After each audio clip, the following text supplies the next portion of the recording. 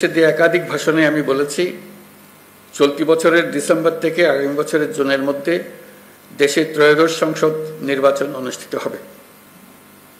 সেই নির্বাচন যেন সুষ্ঠু ও শান্তিপূর্ণ উপায়ে অনুষ্ঠিত হয়, সেজন্য পুলিশ সদস্যদের ভূমিকা খুবই গুরুত্বপূর্ণ। নির্বাচনে সকল প্রতিদ্বন্দ্বী প্রার্থীর প্রতি সমান আচরণ ও ভোটাররা যাতে নির্ভয়ে নির্বিঘ্নে নিজেদের ভোটাধিকার প্রয়োগ করতে পারে,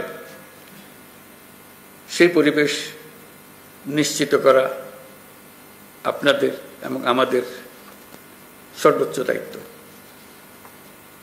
মনে রাখবেন, কোনো ব্যক্তি যদি অন্যায় বা অনিয়মের মাধ্যমে নির্বাচিত হয়, সে ব্যক্তির দ্বারা ন্যায় প্রতিষ্ঠা সম্ভব নয়। সুতরাং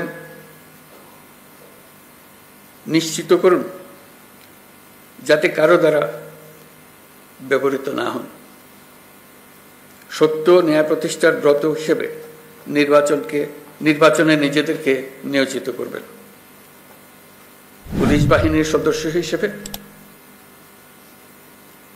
তারও চাইতে বড় বিষয় এদেশের একজন নাগরিক হিসেবে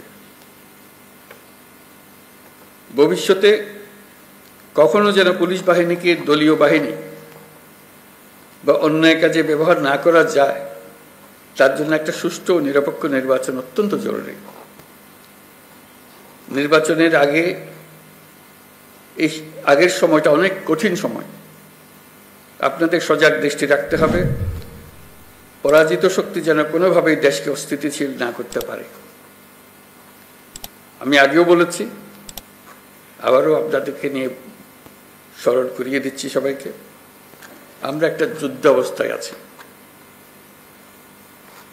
অশুভ চক্র আমাদের স্বপ্নকে, আমাদের ঐক্যকে ভেঙে দিতে সব শক্তি নিয়ে চেষ্টা করছে এবং চেষ্টা আরো কঠোরতর করবে।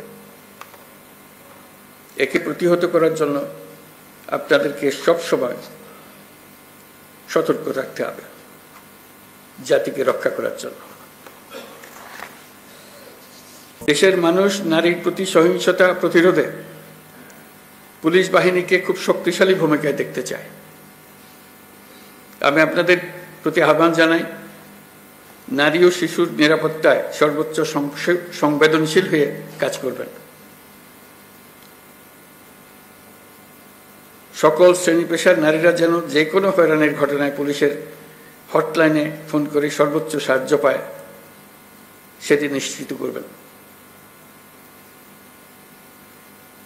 নারী এবং শিশু নিরাপত্তা পেলে আমরা বুঝতে পারবো